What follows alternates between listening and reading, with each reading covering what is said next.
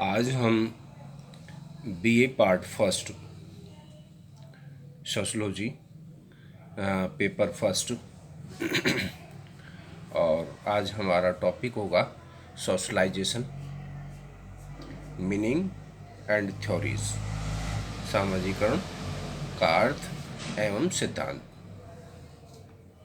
तो इसके बारे में आज हम पहले इसके मीनिंग और अर्थ के बारे में जानने की कोशिश करेंगे कि ये सामाजिकरण किसे कहते हैं, सामाजिकरण का अर्थ क्या है, और विभिन्न विद्वानों द्वारा परिभाषाओं के द्वारा इसको समझने की कोशिश करेंगे। तो समाज शास्त्र में सामाजिकरण नामक अवधारणा का प्रयोग उन प्रक्रियाओं के लिए किया जाता है जिनके द्वारा व्यक्ति को सामाजिक सांस्कृतिक संसार से परिचित कराया जाता है।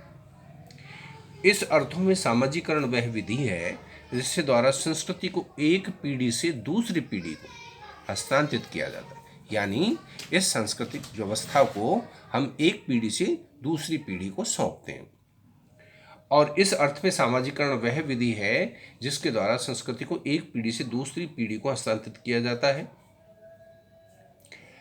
और इसके द्वारा व्यक्ति अपने समूह एवं समाज मूल्यों, जनरीतियों, लोकाचारों, आदर्शों एवं सामाजिक उद्देश्यों को सीखता है। सामाजिकरण की कई जो परिभाषाएं हैं उनके माध्यम से हम इसको समझने की कोशिश करेंगे। तो ग्रीन ने कहा है कि सामाजिकरण वह प्रक्रिया है जिसके द्वारा बच्चा सांस्कृतिक विशेषताओं, आत्मपन और व्यक्तित्व को प्राप्त करता है। इस परिभाषा से स्पष्ट है कि सामाजिकरण के द्वारा बच्चा संस्कृति की विशेषताओं को सीखता है, उसके अनुसार अपने आचरण को ढालता है और व्यक्ति का विकास करता है, व्यक्तित्व का विकास करता है।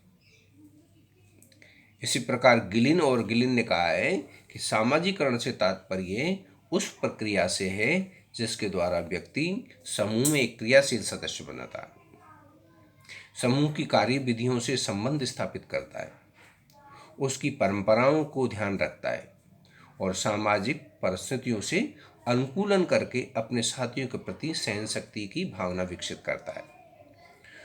तो इस परिभाषा में सामाजिकरण को ऐसी प्रक्रिया के रूप में दर्शाया गया है जिसके द्वारा व्यक्ति समूह का सक्रिय सदस्य बनता है।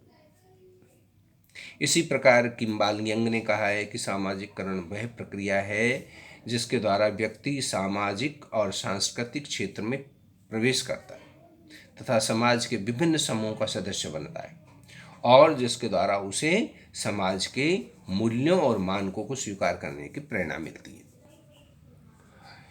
इस तरह फिर हम जॉनसन के अनुसार इसको समझने की कोशिश करते हैं। जॉनसन कहते हैं कि सामाजिकरण सीखने की वह प्रक्रिया है जो सीखने वाले को सामाजिक भूमिकाओं का निर्वाह करने के योग्य बनाती है। इस प्रकार जॉनसन सामाजिकरण को सीखने की प्रक्रिया मानते हैं जिसके द्वारा व्यक्ति समाज में अपनी भूमिका निभाना सीखता है।